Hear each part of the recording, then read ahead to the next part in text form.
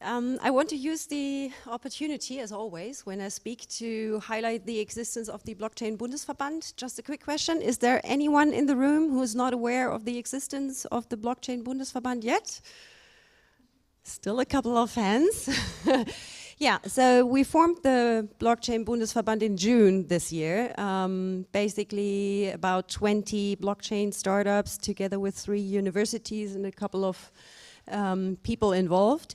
And the goal is to get blockchain mentioned in a positive way in the next coalition agreement after we voted all in September. Because the politicians we talked to so far, they all told us, if you don't get it into the coalition agreement, the next 4 years, nothing will change. So that was a one-time opportunity, and we formed it very quickly and have now about 20 working groups up and running, which are open to everybody in the community. So everybody who would like to contribute is heartily invited to join. And this time, I actually got the list of our working groups just to give you a flavor of what we are all looking into. So we've got an important working group on digital identity. And then we've got supply chain, legal services and legal tech, sharing and collaborative economy, smart cities. We've got Industry 4.0 connection to smart X IoT devices. That's actually an interesting group. It's a little bit cross-industry. We've got voting infrastructure, tokens, crypto economy, ICOs. That group, I'm heading that group actually. Energy, finance, insurance, science and healthcare. I saw Sönke. Where are you? He is actually heading those 2 groups. We've got real estate. Achim is heading that working group. General legal framework, that group is taking care about questions surrounding closing contracts and general terms and conditions, disclosure requirements, things like that. And then we've got privacy and data protection, obviously another big issue. IP and licenses. We've got a corporate law group. Daniel? Raise your hand. Ah, yeah, right in the back. So he's actually heading the corporate group. Tax accounting, also very important. And then we've got a couple of groups which are not really working on identifying pain points, which we want to present to the politicians, but on pilot projects. That includes a collection of projects we can actually present to the public authorities to play around with blockchain solutions themselves. So whoever has like a project going on which could apply in that sector, get in touch. I think they are working currently on the car filing, Kfz-Zulassung, which they are looking out for a couple of communities which are willing to play the blockchain solution a couple of months alongside the traditional way of doing it. And then obviously they are looking into real estate, land register, things like that. And then we've got education, what is very much at the heart of one of our managing board members. So we're trying to partner up with universities, and we've got a group, ethics and governance, which is looking into the typical governance problems, especially with the public blockchains. So if any of those topics are of interest for you, get in touch, and we gladly integrate you in our working groups. So that was it for the Bundesverband. And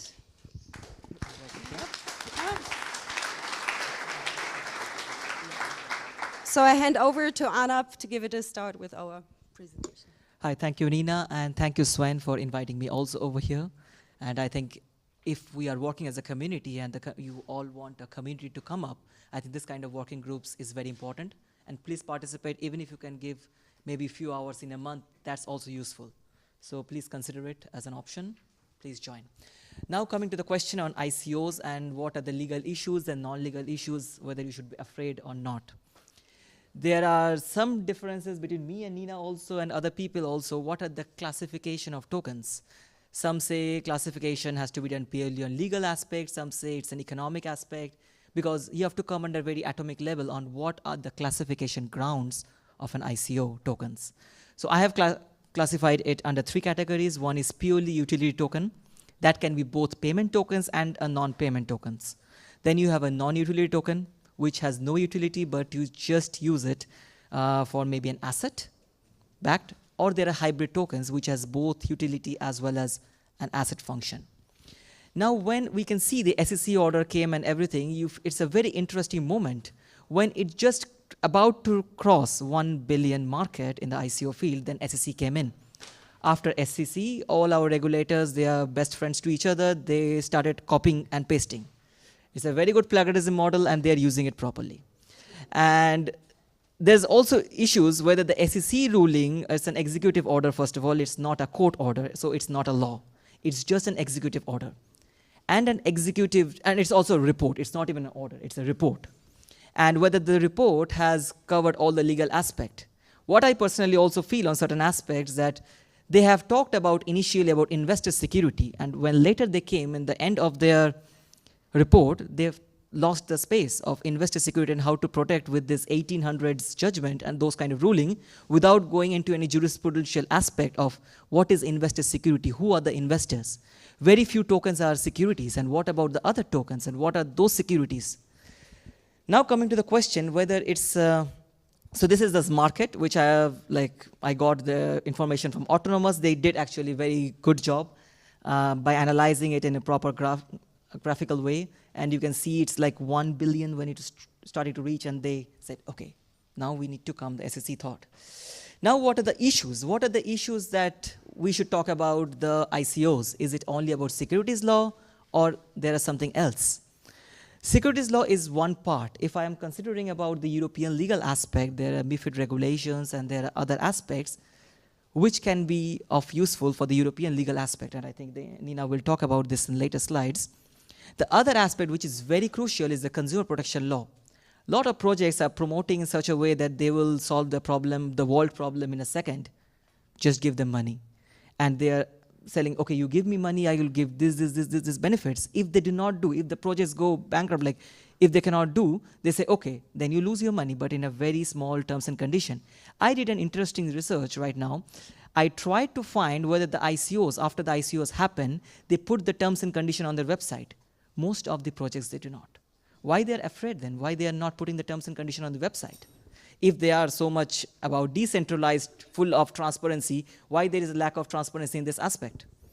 The second coming is the data protection law. A lot of projects are taking data in the pre-ICO stage, in post-ICO stage, both. What about the data? How they are controlling this data, the personal information and everything. The PR activities, how they're happening at this point of time. No one knows who are the PR agencies, how the PR agency collecting data, and this is a very crucial aspect. What PR are representing, sometimes the tokens are not. The VAT law, Nina will come on this aspect. If it's a product and if you're selling a license, say, okay, this is a IP product, so there was a VAT obligation. How they're going to fulfill all those obligations. Creating an ICO vehicle in some weird jurisdiction doesn't help you. First of all, if you want to also survive in the market, and in order to replace the VC also, you have to have some credibility. Without credibility, without face, you are actually ruining the market ecosystem. There are a lot of good projects, a lot of good coins, but there are also a lot of shitty tokens and shitty projects, and people knows it. And we have to weed those projects out, and it's a community initiative that should come into play. Now I would like to give to Nina to discuss further. Thanks. Yeah, and well, let's take a deeper look into what are tokens, what do they represent, and how do we lawyers actually try to enter into that topic. Now, first of all, there is currently no robust infrastructure where you could get like the ICO off the shelf. There's no developed market, no developed documentation, no developed procedures so far yet. A lot of the ICOs we've seen so far had maybe not been truly legally structured. I completely understand that because it evolved from a different world, and sometimes in early stages also with the claim that this whole thing is outside of the legal environment because it's just code, but actually it isn't. So what we do is we always try to get to the content of the token as such. We are trying to look through this digital something and understand what the token actually represents. And the typical thing which it represented in case of Bitcoin is a cryptocurrency. So cryptocurrencies are tokens which come along with payment, which are used for payment means between different parties, and which allow actually to measure the value of the purchased good. So it makes the price comparable.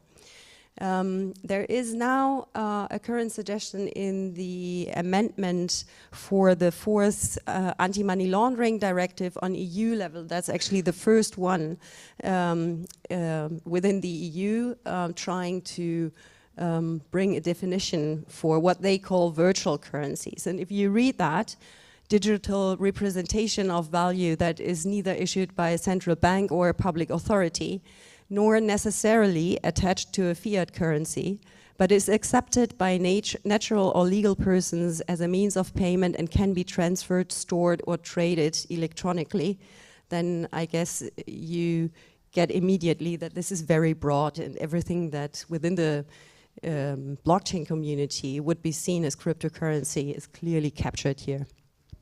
So that's not in place yet, but we expect, I don't know, maybe by the end of the year, that this European directive will come into place, and then we have a definition for the phenomenon of cryptocurrency. That's one sort. But a token can represent way more, and you mentioned already, and you as well, a couple of those, shares, financial instruments, licenses, vouchers. And for all the different types of assets that are represented by a token, different civil law and regulatory law regimes apply. So when we take then a look into the main categories that we've seen, we actually working on an analysis of ICOs within the tokens and ICO working group of the Bundesverband. And the most relevant categories from a legal perspective, that's not a typical, classification you would see within the blockchain world, but from a legal perspective, the most relevant categories are cryptocurrencies, as just mentioned, then the equity tokens. And equity tokens we always understand as a token which come along with profit participation rights plus voting rights. So if that comes in combination and the voting rights go pretty far, especially like include things voting on the profit distribution or voting on electing managing directors, things like that, then you're very close to an equity token. We in Germany then have this third category, profit participation token, which from many other jurisdictions will be simply another class of equity tokens. But we in Germany actually distinguish between those two.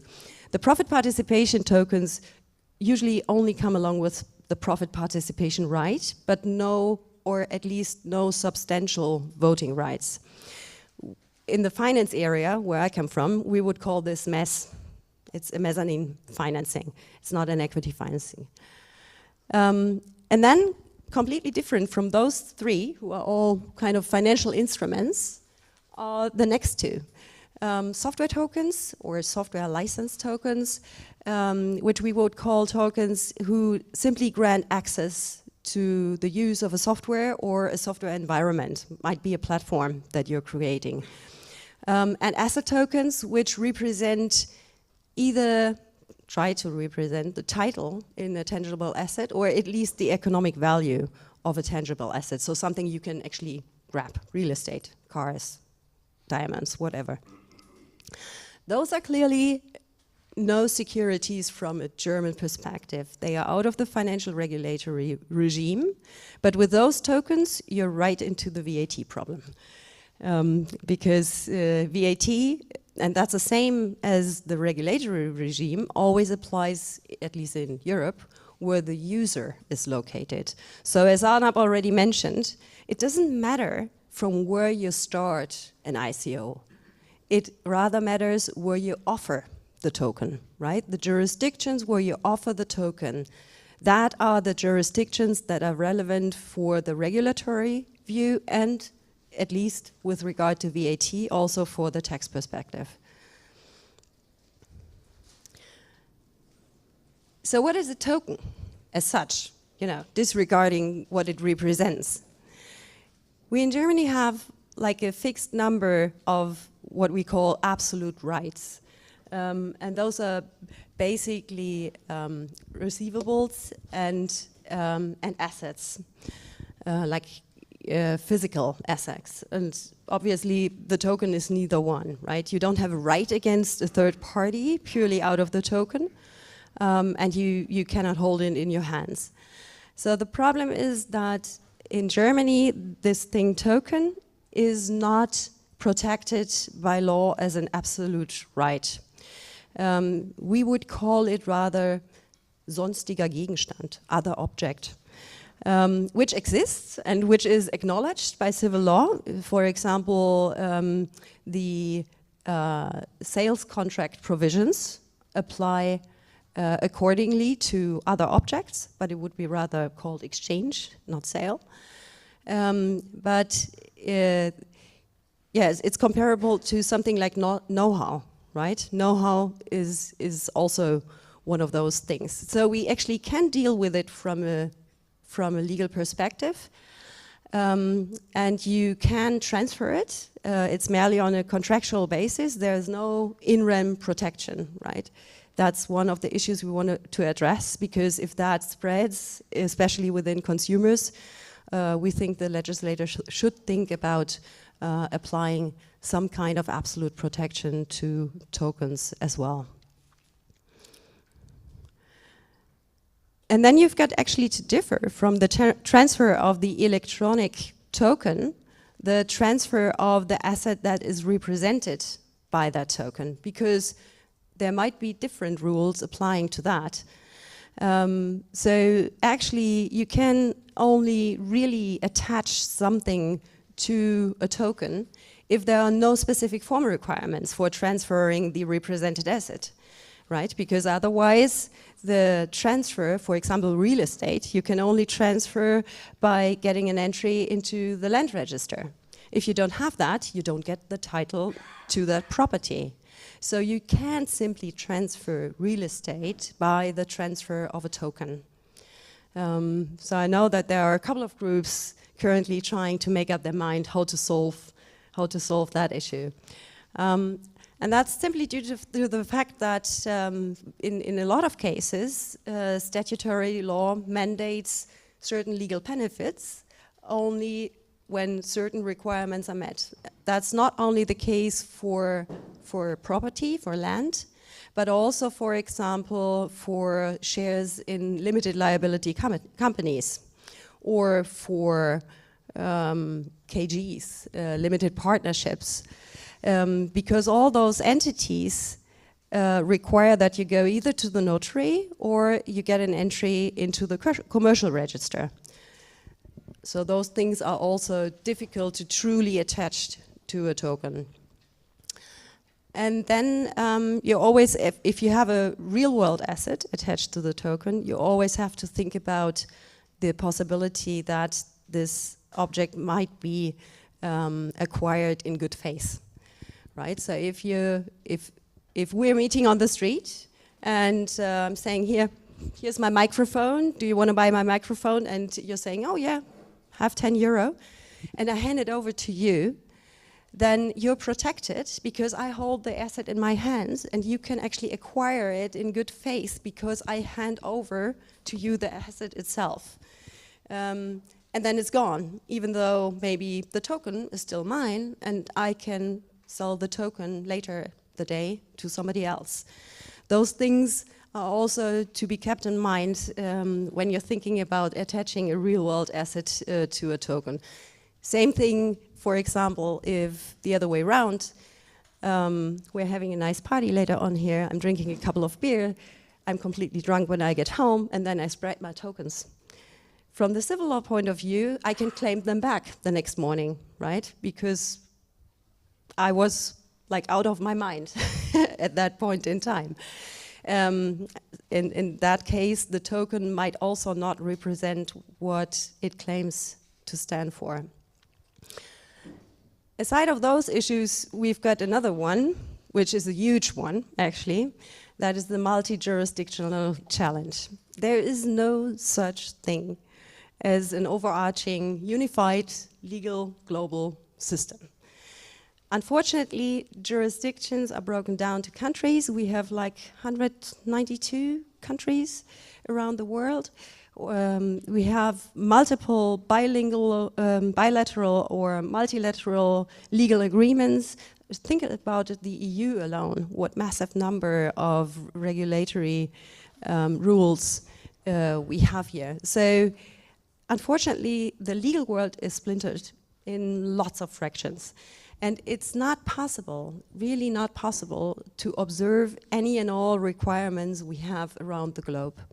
So anyone who wants to go global needs to start with core jurisdictions, try to figure out how things work there, and then slowly expand. That's what, you know, any kind of international company does when it's going to offer its services or products abroad. There's nobody who's able to actually start on a global basis right away. And I really like that sentence from Stephen Paley, who said, distributed presence means distributed legal liability and distributed compliance, and I added tax obligations. Businesses with international operations are well acquainted with this. That's unfortunately so true, and there's no way to get around this. So be mindful of the multi-jurisdictional challenge. Check where you actually offer your token. It's even more important than checking where you're located. Carefully choose the governing law where possible. In principle, in civil law area, you can choose the law that applies to your contracts. But there's always some mandatory law in any jurisdiction where you offer the tokens which will overrule your contract, like, for example, consumer protection laws, data protection laws. Obviously, the whole regulatory area is nothing that you can opt out by choosing another jurisdiction.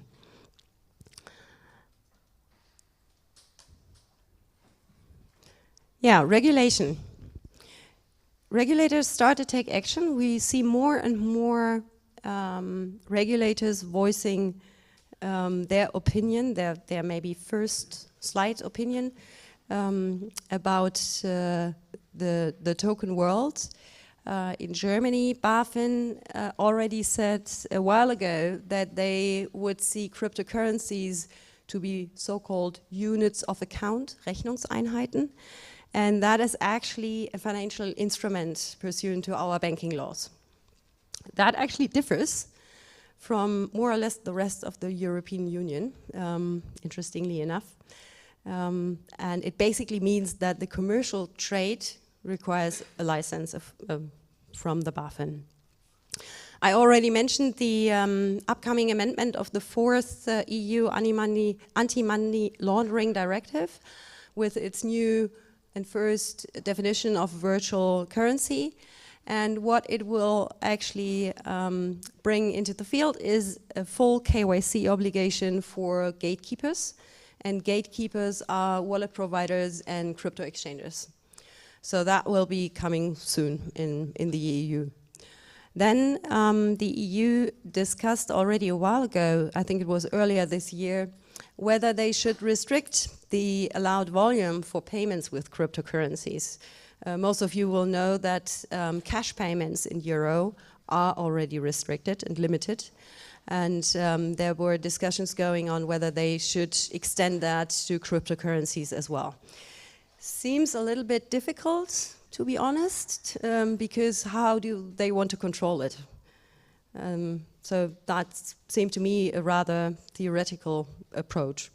but we'll see what they do. Then we saw the SEC report on the DAO, basically saying that those are securities and that they watched it closely. They even mentioned, the names of people involved, what I found really surprising.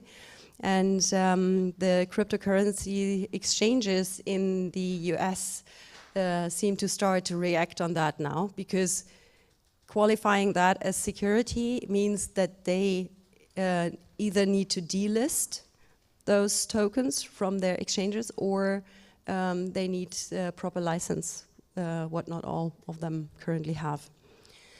Then the MAS Singapore followed SEC rather more or less immediately, and also clarified that they are going to regulate tokens. And I am aware that BaFin also is working on a paper. They are not saying when they are ready to publish it, but they are working on further announcements, so we'll maybe see that sooner or later this year. Oh. Thanks. So I will just add to Nina's list. Canada also came up with a paper recently on ICOs and how the investors should be careful. FINMA from Switzerland is planning maybe this week or in 2 or 3 weeks, we will see something. Now I'm coming from a legal academic side, so she is a lawyer, she follows very law strictly. But if you understand a very basic principle, there are 3 questions of regulation.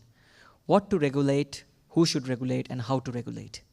The first and the last question, and what and how, these are often discussed. These are discussed in every legal text, every legal jurisprudence. But who should regulate? This is a very long debate in jurisprudence, in legal jurisprudence. And a concept of regulation, whether it should be decentered and centered regulation, that comes into play. And I think when we're talking about decentralized market and decentralized economy, why not a decentralized regulation structure? The concept of nirvana fallacy, have you ever heard about this idea of nirvana fallacy? Anybody? Okay. So nirvana in Buddhist concept means you have achieved like the ultimate stage of enlightenment. In legal aspect, there is nothing that is, even if you have done everything legally correct as per your lawyer, they cannot guarantee this is absolutely correct. Because at the end of the court says, okay, this may not be. So the nirvana fallacy works like, even if it's not perfect, it should be workable. How we should make this ICO market workable? Now that's a question, because this market has grown and this will stay, this will not grow. It will evolve. So how we can contribute in the evolution? I think the entire idea of this meetup was how it can influence the corporate structuring and corporate financing. And I think this is a very interesting discussion of self-regulation. The self-regulation doesn't mean what we regulate or individual self-regulation, but it's a collective self-regulation. Collective means the community as such, how it can regulate. And the understanding of a decentered regulation means the regulation is not a privy of a state, that is the nation state or the government should not be the only regulatory agency, but the civil societies, the participants, the businesses as such must also have a say. And I think this say need to be channeled through associations like Bundesverband and other associations. They should come together and create forum in a hub and spoke model, not in a very understanding like you should not make a clear-cut distinction, okay, I am US, I am an association from Russia, I am an association from Germany, but a hub and spoke model where they both all collaborate, and then you move to some agencies like IOSCO, which is an international organization for SECs, and ask them, hey guys, look, we have something, please give us an opportunity to place before you, and let's discuss on a mutual collaborative way whether it can be done or not. And this should come on a very transparent model. Now, how we can propose this kind of things can work. So the community should come up, what I can understand, by a code of conduct. Like what should be the ICO's best practice, or what should be the ICO projects do, what the investor should see, what the projects must implement. And that's the community must bring out those things. Then you create those ICO rating agencies which are already there and ask them to implement those. Create dialogue, a proper transparency dialogue with the Securities Commission or your government, and then you can achieve a decentered regulation because you have already told them what you have done and there's a full transparency. There may be a lot of issues, it sounds very complicated, it is complicated. actually. And that's why all the civil society and all this society of blockchain should come together on this aspect. I've just given some examples like engineers, lawyers, all these agencies, they have actually created their own self-regulation body, and they are being monitored by the self-regulation body. Why not this blockchain actually can also come up with some kind of self-regulation body which also regulates the best practice code?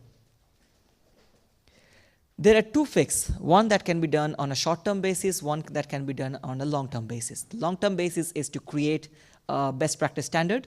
So you have understanding how it works, you have the regulators on board, and you are not afraid. And also this, you can weed out those shitty coins.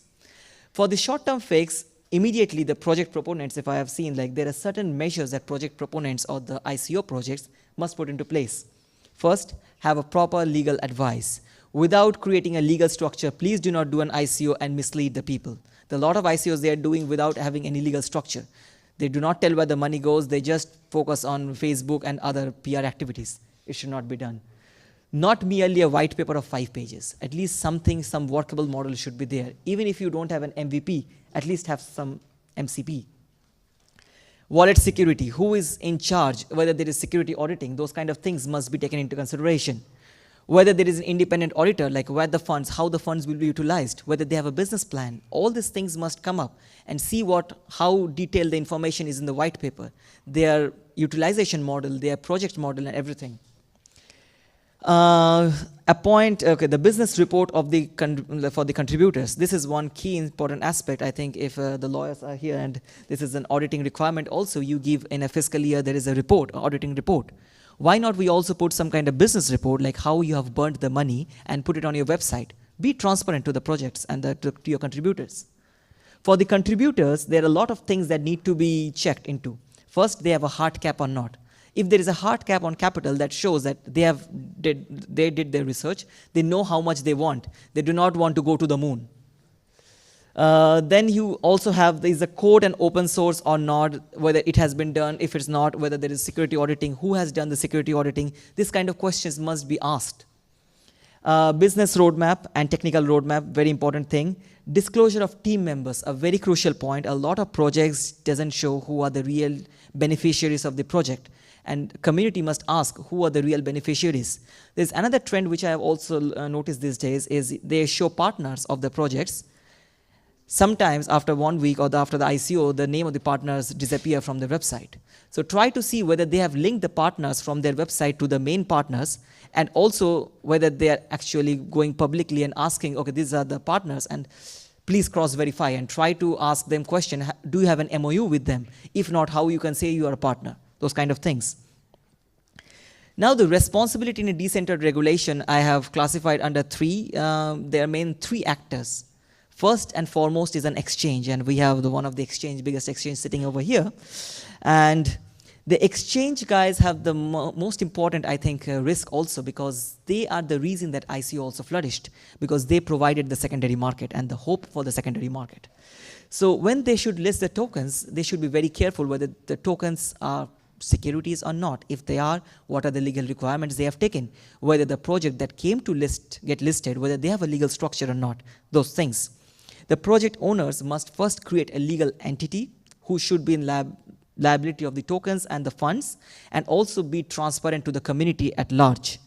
The rating agencies, these are the agencies that need to develop. There are already some rating agencies, but I do not know that they follow a universal method or not.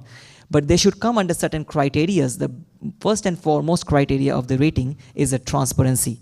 How transparent the projects are, how the informations are there, and what are the investors' protection or the contributors' protection, so as to say. The novelty of the project, the fund management team, or the who manage and what is the management plan, the business plan and technical plan, and also a legal structure behind the token issuing company, and who will be the ultimate beneficiary. Because number of these days, the token issuing company is some foundation, then the beneficiary is some corporation. Who is ultimately liable? This kind of things should be written very clearly in the white paper. I think Nina can now forward with the other presentation. Yeah, I think We're summing up. Maybe there was one thing I was thinking about, Alex, when you spoke. You said the VC funds are more, long-term oriented investors, and I read an interesting post, and that also comes back to what you're saying. Best practices, actually. For an ICO, to prevent these pump and dump schemes, the tokens should be locked for a certain period after the ICO. And personally, I also think, if you're participating in a pre-ICO with a huge discount, your lock-in period should be even longer. But that's my personal view, and that would be, I think, an easy fix to a couple of those schemes we're currently seeing. Yeah, but. To round it up, legally relevant are is basically everything that you state to sell your ICO. That certainly includes the white paper. And let me say this: a lot of white papers are a little bit formatted as if they were prospectuses, and I think you shouldn't do that. Either you write a proper prospectus and get the approval of the regulatory authorities, or don't make your document look like a prospectus. That's one thing. And especially if you're selling software license tokens, there is no reason at all to make something that looks like a prospectus. So I really would recommend doing a proper analysis and then setting up documents that actually contain what they should contain. Then you've got typically a purchase subscription agreement, and the terms and conditions, those are sometimes combined. And independent of the form, those documents are legally relevant, right? Even if it's just in code. Determine content of legal relationship with user, remember substance over form. Really think about what you're offering and understand the legal environment in which you're playing your game. Not only the environment where you're located, but as we mentioned already a couple of times, where you're going to offer your ICO. And then the rest is the typical things. Obviously, if you get in conflict, especially with the regulatory laws, you're threatened by fines, even prison. And obviously, we will see sooner or later claims for damages by investors coming up. And then if you're actually going to prepare an ICO, I would always recommend, no matter what type of token you issue, that you discuss it with a BaFin beforehand.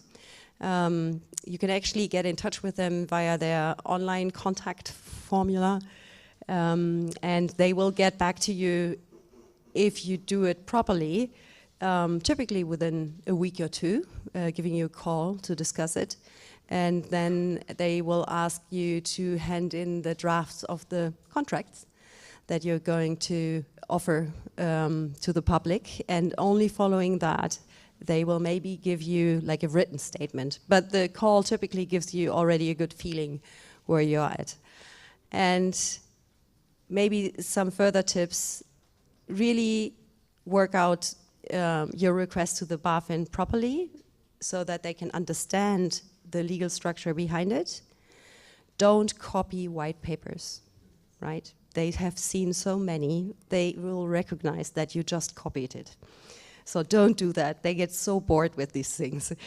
And don't hide away anything from the regulators. Doesn't make any sense. They will follow you. They will look what you're actually telling on social media and compare it to what you discussed with them. So it doesn't make any sense to try to hide anything you intend to, tell the wider public. Yeah, that are my closing remarks. Thank you very much.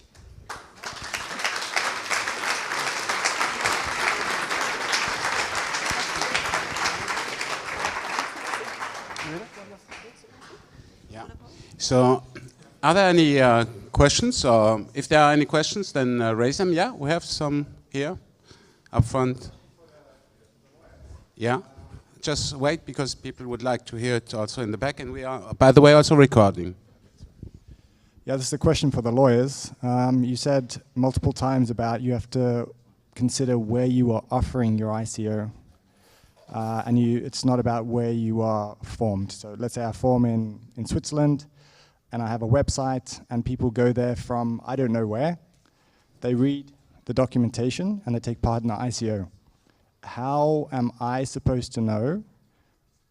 Let's say I get, you said it's 192 countries. I get 192 people that sign up, and I must then spend, what, all my ICO money to adhere to the legal regulations in 192 countries?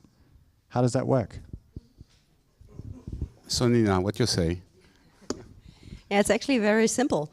You're only supposed to make your offer where you can legally offer what you offer, right? It's your responsibility to check where you are allowed to offer your tokens. That's not the responsibility of the people around the globe to singly check whether they could actually legally buy into that. So that's simply the way it is. Wherever you want to offer a service or a good, you as a seller need to check if you comply with the local laws. And unfortunately, yes, in the digital times, you know, you can simply host a website and offer it globally, but that doesn't help, right? You nevertheless, even though the technology enables you to do a global offering, you nevertheless are requested to take a look into that. And for the US specifically, the recommendation I hear from the US colleagues is really to block the IP addresses, to set in your general terms and conditions the questions to confirm that you're not a US citizen, to tick the box, to really make sure that you're not offering that where you're not supposed to offer it.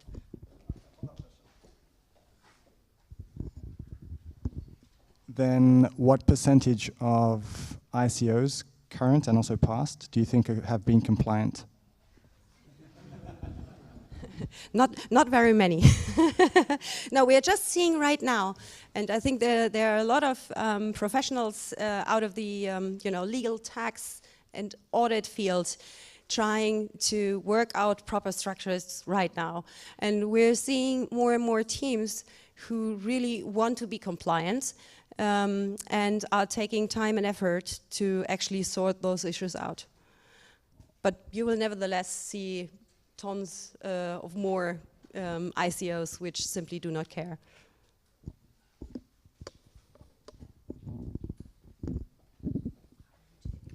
Okay. Oh, another question? Dave? Yeah. I have a question. If you personally think that the free market should adapt to laws, or if the laws should adapt to the free market? I like that question.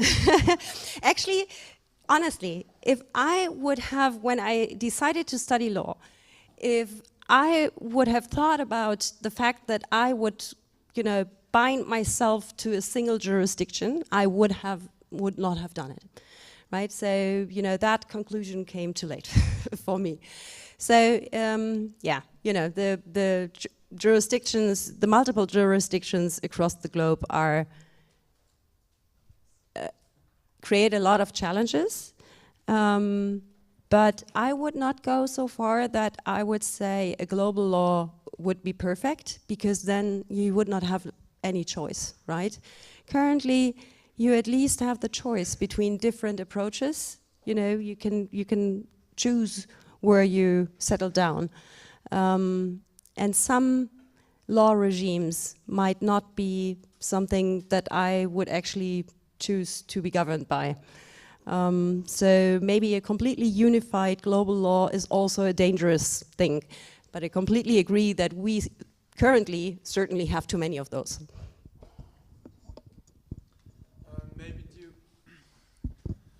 That specific issue you mentioned just now, do you see that change in the future with the developments in the blockchain space?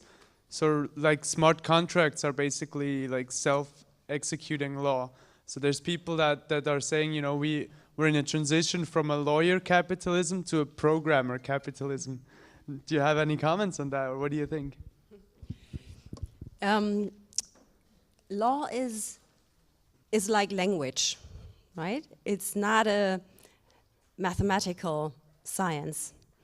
Hence, we deal with a lot of gray areas. And that's always difficult for a code to get along with gray areas.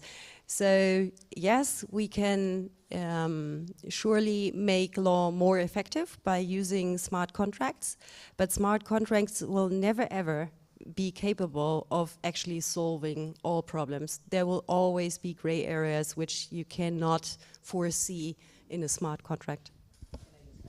Something like we lawyers, like even Nina, she has a bar license. When she advises, you are meant to presume that her advice is perfect. Does the coders have it? Do you have an agency that says this coder can be reliable? No. First, you should ask for your own agency. Like that's, I think the coder should have an own self-regulating agency that says, okay, if you go to this coder, that coder smart contract can be reliable, and DAO like HAPC will not happen. Okay. Another thing that comes is a smart contract. It's the script language, right? It just modified. Something else may modify in 5 years. You cannot say an age-old tradition or the profession changes completely. What is like how it can be adopted in the economy? And I think that's a different question. Another question on free market economy, which he asked, are we really staying in a free market right now? I don't think so. This is not a free market, which we have with all the WTO things going on. So if the nation states still exist, so we have to work out how we work with the nation states and how the municipality, when we come, because now municipalities or the states or the cities, they are becoming powerful. How we collaborate this nation state and cities, that's the important question. And this is the question of free market also. And it's a very theoretical question, sorry for that. Okay, any questions? What about insider trading? I mean, how are ICO investors actually protected by any law according to insider trading? I mean, I get it that it's valuable that we talk about like regulation of ICOs, but nevertheless, once you have an ICO that's completely compliant and people still mess around with like massive insider trading, how does that fall in place from your opinion? Depends, I would say. If the one who's messing around is the one selling the token, I could see some claims by, you know, the investors being cheated coming up. It certainly depends. You know, the problem currently for Germany is that our definition of securities deviates from the EU definition. That makes it quite difficult because the German securities always require a paper to be issued. So none of what we would call Wertpapier can be tokenized currently in Germany, right? The EU definition is wider.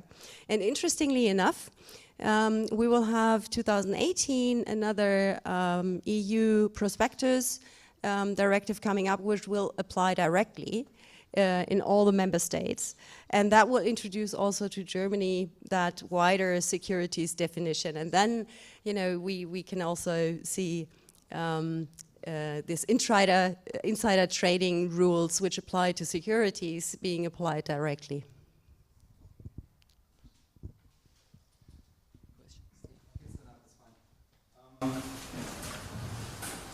Given, I mean, I don't own any tokens yet. I come from an old school financial environment, and I'm looking at all a little bit more real world objectives.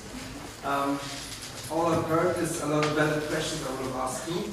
One thing I really don't understand is we're talking a lot about how we're gonna want to self-regulate, and it's all beautiful. I just don't think it's viable because human nature is just not done that way.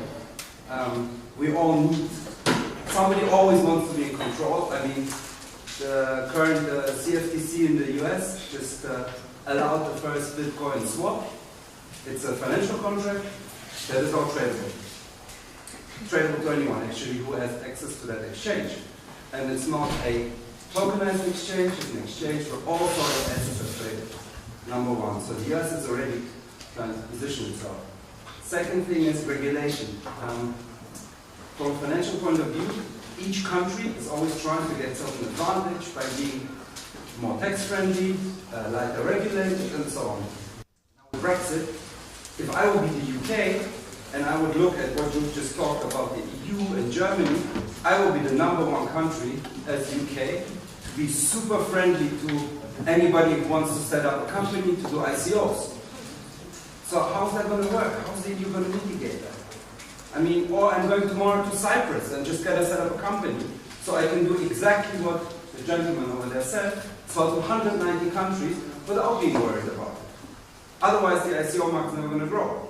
So these are the sort of thoughts that I will just answer the first question. The first question is self-regulation is not working, right? I'll give you an example of, do you know how AML and KYC regime in 1988 developed? It was the banks that collaborated and they thought, okay, we need to come up with something. There are a lot of self-regulation mechanism that actually works. The question is, who has to enforce the self-regulation? That you can use a state mechanism, but you can create the regulation. I'm talking about a decentered regulation. The top-down approach means you are a part of the regulation also, and you put the enforcement power or function to the state. That actually mitigates a lot of issues, and also there gives you a say in the issuance jurisdiction and other issues. Regarding the second question, okay, you want to stay in, say for example, a small island, say for example, Bhutan. I'm giving you an example, there's no crypto valley. Have anybody heard about Bhutan? Yeah. Okay, so Bhutan believes in global happiness index, no GDP. You do a bank over there properly in Bhutan, no one will attack you because India and China, they are standing over there right now, trying to protect each other's territory. So you will be protected properly. But you have to issue, you have to convert the fiat, you have to pay the salary to the employees. The employees will not stay in Island of Man or Bhutan. You have to bring them somewhere and they can trace you. They can lock your bank account, they can restrict your passport. What you can do on that? They have power. If they're done so with Snowden and others, they can do, they have the power. The regulators are not stupid. And I'll like to give to Nina now. Yeah. Maybe one thing, don't shoot the messenger, right? So we didn't invent that whole thing here. We are just, you know, telling you how it currently works. So I think we're the wrong ones to actually, you know, argue for it. Indeed, quite the opposite. What we're doing in the Bundesverband is currently to collect all these pain points and then present them and try to get, you know, at least those changed, which only depend upon the different technique that's used here, right? And that the law maybe did not foresee when it was invented 100 years ago. So yes, it's not perfect, and Germany is actually not pretty good in making itself with those regards as a good, you know, competitive environment. So unfortunately, you know, when there is EU law, we try to implement it even a little bit more stricter than necessary. And that's what we're seeing in this regulatory area a lot. And that's obviously what we don't like and what we're also trying to bring up to say, hey, you know, we've got a huge crypto scene here in Berlin, a lot of startups coming here, even founders from abroad come to Berlin to found here their companies because they find the software engineers who like to live here. So why, you know, don't we allow those people to actually do their business legally here in Germany? That's absolutely stupid. And we should at least try to create a level playing field for business in Germany compared to other EU countries.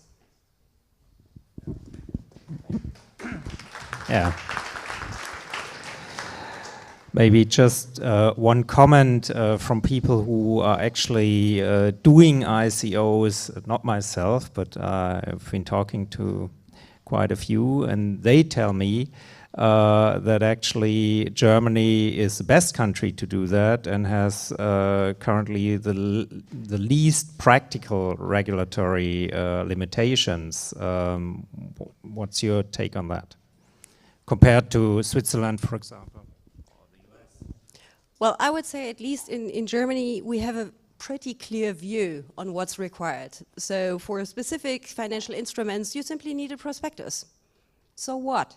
Write a prospectus, go to the BaFin, let it approve, and then you can legally offer whatever you want to offer. It's sometimes even easier than going for the other route, the software license token, where you are out of all the regulatory implications, because tax actually is even more difficult. And by the way, it's not true that you're clean and safe when you simply go abroad to Gibraltar, to I don't know where. Because if you're offering your tokens, those kinds of tokens in the EU, then the VAT is owed in those countries where the users are, right? And that really makes it difficult. It doesn't matter where you sit. And that's one of those things we're now trying to solve, because that's really, it's even more difficult and more expensive, by the way, to solve that issue than to comply with the regulatory things. Yeah. And so we're actually working, I think we will see the first prospectuses sometime soon. Yeah, sorry, I didn't want